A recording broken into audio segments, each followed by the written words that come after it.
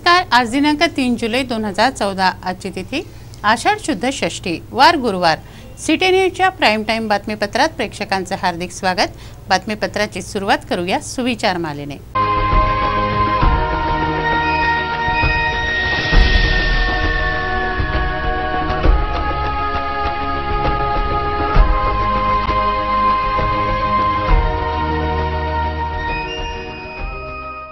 आता बघूया बातमीपत्रातील ठळक बातम्या। राजपत्रित वैद्यकीय अधिकाऱ्यांचं आंदोलन तीव्र, रक्तपेढी पीएम ओपीडी बंद, आश्वासनं नकोत, अंमलबजावणी व्हावी, मॅग्मोची मागणी।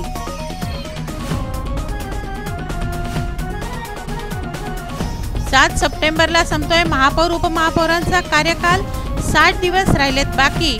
विधानसभा निवडणुकीपूर्वीच होऊ शकते महापौर उपमहापौरांची निवड। आता विदर्भवीरांचं विवादास्पद वक्तव्य, संत गजानन महाराज, साईबाबा, ताजुद्दीन महाराजांबद्दलच्या अपशब्दाबद्दल भक्तांमध्ये तीव्र नाराजी। 2 बालगुन्हेगार रंगेहात पकडले, मंदिरातील दानपेटी चोरताना कारवाई, यापूर्वी ही दानपेटी फोडल्याची कबुली। मनसेनं केली कार्यालयात तोडफोड, गेल्या 4 महिन्यांपासून नाही रेशन, अधिकारी म्हणतात शासनाकडूनच नव्हता धान्य पुरवठा।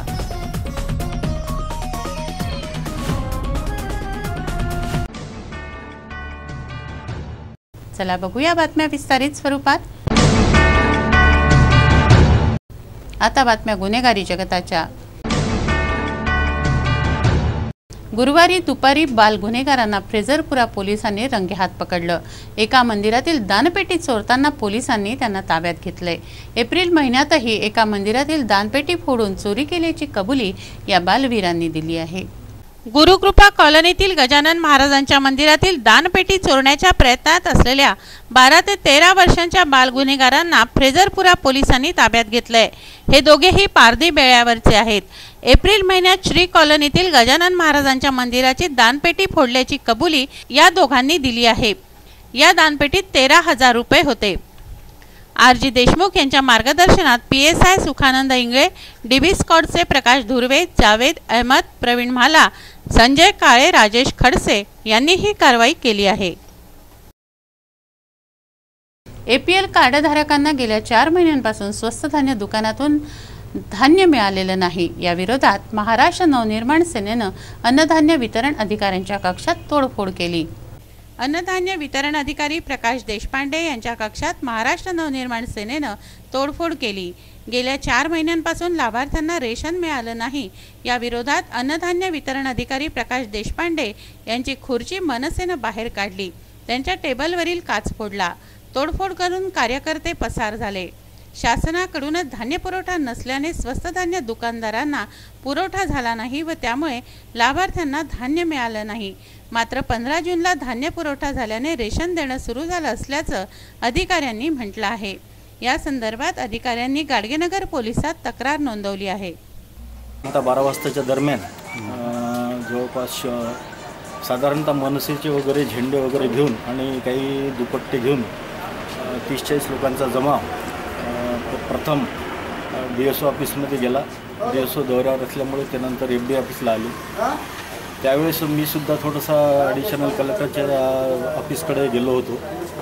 माझा शिपाई मला बोलवायला आला, तुरंत मी इथे आलो। तोपर्यंत या कार्यकर्त्यांनी तोडफोड करून खुर्च्या बाहेर फेकल्याचे मला दिसून आलं। त्यांना मी आतमध्ये बोलावलं, त्यांना विचारणा केल्यावर त्यांनी मला म्हटलं 4 महिन्यापासून APLचं धान्य का नाही वाटप आहे, धान्य का नाही आलं। त्यांना मी समजून सांगितलं की APLचं धान्य DSO ऑफिसकडून आपण शासनाला पत्र दिले आहे, बोलावलेलं आहे आणि 4 महिन्यापासून सप्लाय नसल्यामुळे आपण वाटप करू शकलो नाही।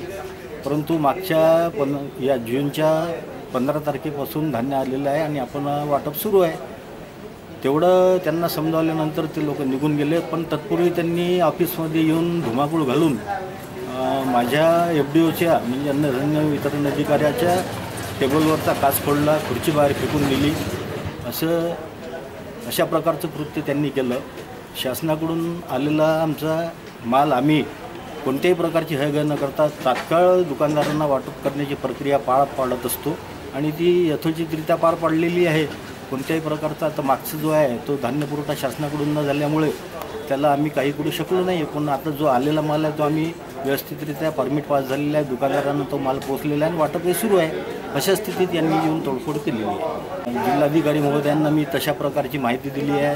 निवासी उपजिल्हाधिकारी यांनासुद्धा मी याबाबत या घटनेबाबत अवगत केलं आहे. माननीय जिल्हाधिकारी यांनी तक्रार करण्यास मला सांगितलं आहे, त्याप्रमाणे मी पोलीस स्टेशनला तक्रार दाखल करणार आहे. पुढची कारवाई पोलीसवाले करतील. महाराष्ट्र राज्य राजपत्रित वैद्यकीय अधिकाऱ्यांनी आपल्या मागण्यांसाठी 1 जुलै डॉक्टर्स डे पासून आंदोलन सुरू केलं आहे. आंदोलनाच्या तिसऱ्या दिवशी गुरुवारी रक्तपेढी शवविच्छेदन बंद करून आंदोलन तीव्र करण्यात आलंय. राजपत्रित वैद्यकीय अधिकाऱ्यांना केवळ आश्वासनच दिली जात आहेत, मात्र अंमलबजावणी होत नसल्याचा आरोप करून वैद्यकीय अधिकाऱ्यांनी आंदोलन तीव्र केलं आहे. गुरुवारी दुपारी 1 वाजता मॅग्मोचे राज्याध्यक्ष राजेश गायकवाड व आरोग्य सचिव सुजाता शौनक यांच्यात चर्चा झाली. मात्र तातडीच्या कारवाईची मागणी करून वैद्यकीय अधिकाऱ्यांनी आंदोलन जैसे ते सुरू ठेवलंय, उलटपक्षी तीव्र केलं आहे. गुरुवार दुपारपासून रक्तपेढी, शवविच्छेदन व बाह्य रुग्ण विभागही बंद करण्यात आलाय. केवळ अतिदक्षता विभागात 3 डॉक्टर्स सेवा देत आहेत. मी डॉक्टर जीवन भारती, सदस्य मॅग्मो संघटना. सन 2011 पासून संघटनेच्या काही वाजवी मागण्या होत्या, त्याकरता संघटना 2011 पासून झगडत आहे. तर मागील महिन्यात आणि तो स्थगित असलेला संप परत तीव्र आज रोजी परत 1 तारखेपासून सुरू झाला आणि असंवेदनशील शासनाने आजही त्या मागण्या मान्य नाही केल्या. आमचे राज्य अध्यक्ष श्री गायकवाड सर आणि मुख्यमंत्री आणि आरोग्य सचिव श्रीमती शौनिक मॅडम यांची बैठक झाली. त्यानंतर या बैठकीतसुद्धा कुठल्याही प्रकारचा ठोस तोडगा निघाला नाही. तरी सद्यस्थितीत राज्याध्यक्षांनी अशा सूचना दिलेल्या आहेत की हा संप ठोस मागण्या आणि ठोस निर्णय जोपर्यंत शासन देत नाही तोपर्यंत हा संप असाच राहील. यानंतर हा संप अतिशय उग्र स्वरूपात होईल आणि यानंतर हा पांढरपेशी वर्ग ज्यांना शासनाने कुठेही जुमानले नाही आणि अतिशय असंवेदनशीलता दाखवली असा हा पांढरपेशी वर्ग साधारणतः उद्यापासून परत रस्त्यावर येईल आणि वेगळ्या पद्धतीनं मागण्या मान्य करून घेईल. याबद्दल आम्हाला अजून सूचना प्राप्त व्हायच्या आहेत, पण हा संप असा सुरू राहील आणि यानंतर तीव्र. सर्व मॅग्मो अध्यक्ष आणि मॅग्मो संघटनेचे महाराष्ट्राचे राज्य अध्यक्ष डॉक्टर राजेश गायकवाड यांनी शेवटी 1 जूनपासून काम बंद आंदोलन बेमुदत संप पुकारलेला आहे. आणि त्यामध्ये अमरावती जिल्ह्याचे मॅग्मोचे अध्यक्ष डॉक्टर किशोर बोबळे आणि सर्व सचिव आणि सदस्य आणि सर्व जिल्हा रुग्णालय, डफरीन हॉस्पिटल, ग्रामीण रुग्णालय, उपजिल्हा रुग्णालय आणि PHC या अंतर्गत सर्व वैद्यकीय अधिकारी यामध्ये समाविष्ट झालेला आहे. आणि त्यामध्ये सर्व काम बंद आंदोलन असल्यामुळे याचा अनिष्ट परिणाम रुग्णावर झालेला आहे. परंतु इमर्जन्सी जी सेवा आहे, रुग्ण जर तात्काळ असेल आणि त्याला सेवा देणं गरजेचं असेल तर आम्ही त्याप्रमाणे त्यांची 3 वैद्यकीय अधिकारी कॅज्युअलिटी नेमून दिलेले आहेत. कोणत्याही रुग्णाला म्हणजे यातना होऊ नये या संदर्भात आम्ही ती व्यवस्था केलेली आहे. बाकी सर्व वैद्यकीय अधिकारी हे आंदोलनात सामील झालेले आहे. बाकी सर्व विभाग बंद झालेले आहेत. येत्या 7 सप्टेंबरला अमरावती महानगरपालिकेच्या महापौर उपमहापौरांचा कार्यकाल संपतोय. 60-62 दिवसांची त्यांची सत्ता आहे. त्यापूर्वीच महापौर उपमहापौरांची निवड करण्यात येईल. यंदाच्या 2014 वर्षातील 8 ते 9 महिने निवडणुकीच्या धुमश्चक्रीचे राहणार आहेत. 10 एप्रिलला लोकसभेची निवडणूक झाली, त्यासाठी मार्चमध्येच आचारसंहिता लागली होती. त्यानंतर शिक्षक मतदारसंघाची निवडणूक 20 जूनला झाली. आता येत्या 7 सप्टेंबरला महापौर उपमहापौरांचा कार्यकाल संपणार आहे, तेव्हा छोटी का होईना निवडणूक होणारच. त्यानंतर ऑक्टोबरमध्ये विधानसभेची निवडणूक होणार आहे. या 8-9 महिन्यांच्या काळात दर महिना 1.5 महिन्याच्या अंतराने निवडणूक आहेत. खापर्डेवाड्यातील गजानन महाराजांच्या पदस्पर्शाने पावन झालेल्या ओट्यावरील औदुंबराच्या झाडाची निगा राखण्याची मागणी भक्तांनी केली आहे. या वृक्षाला काही समाजकंटकांनी इजा पोचवली आहे. त्याचं जतन करण्याचं निवेदन मनपा आयुक्तांना देण्यात आलं. मनपा आयुक्त हे वृक्ष प्राधिकरण समितीचे अध्यक्ष असतात. राजकमल चौकातील खापर्डेवाड्यातील गजानन महाराजांचं वास्तव्य राहिलेल्या औदुंबराच्या झाडाला इजा करण्यात आली आहे. या वृक्षाचं जतन करण्याची मागणी भक्तांनी केली आहे. तत्पूर्वी गजानन महाराजांच्या भक्तांनी खापर्डेवाड्यात आरती केली.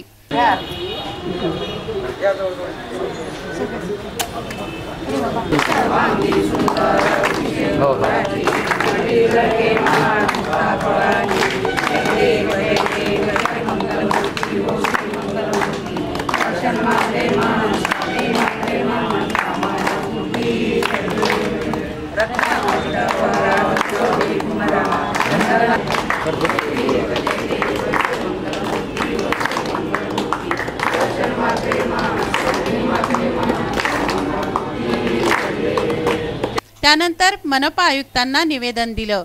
मनपा आयुक्त हे वृक्ष प्राधिकरण समितीचे अध्यक्ष असल्याने त्यांना या औदुंबराची निगा राखण्याची गळ घालण्यात आली। राजकमल चौकातील खापर्डेवाड्यात गजानन महाराजांचं वास्तव्य होतं। त्या ओट्यावर औदुंबराचा वृक्ष आहे। त्या वृक्षाला काही समाजकंटकांनी इजा पोहोचवली आहे। वृक्ष पाडण्याच्या हेतूने सदर कृत्य केले आहे। त्या वृक्षाची निगा वृक्ष प्राधिकरणाचे अध्यक्ष म्हणून करावी अशी विनंती भाविक भक्तांनी केली आहे। गजानन महाराजांचा खापर्डेवाड्यात बरेच वेळा मुक्काम राहिलाय। दादासाहेब खापर्ड्यांच्या आई स्वतः गजानन महाराजांना जेवायला वाढत असत असा उल्लेख वाड्याच्या इतिहासात सापडतो। यावेळी त्याच औदुंबराखाली गजानन महाराजांचा मुक्काम असे तेच झाड आज तोडण्याचा घाट घातला जातोय। विदर्भवीर जांबुवंतराव धोटे यांनी संत गजानन महाराज, संत साईबाबा व संत ताजुद्दीन बाबांवर व त्या संस्थानांबद्दल टीका केली। त्यामुळे भाविकांच्या श्रद्धेला ठेच पोचली आहे। याबद्दल जांबुवंतराव धोटेंना अटक करण्याची मागणी श्री संत गजानन महाराज भक्त सेवा समितीने केली आहे। या संदर्भात निवेदन देण्यात आलंय।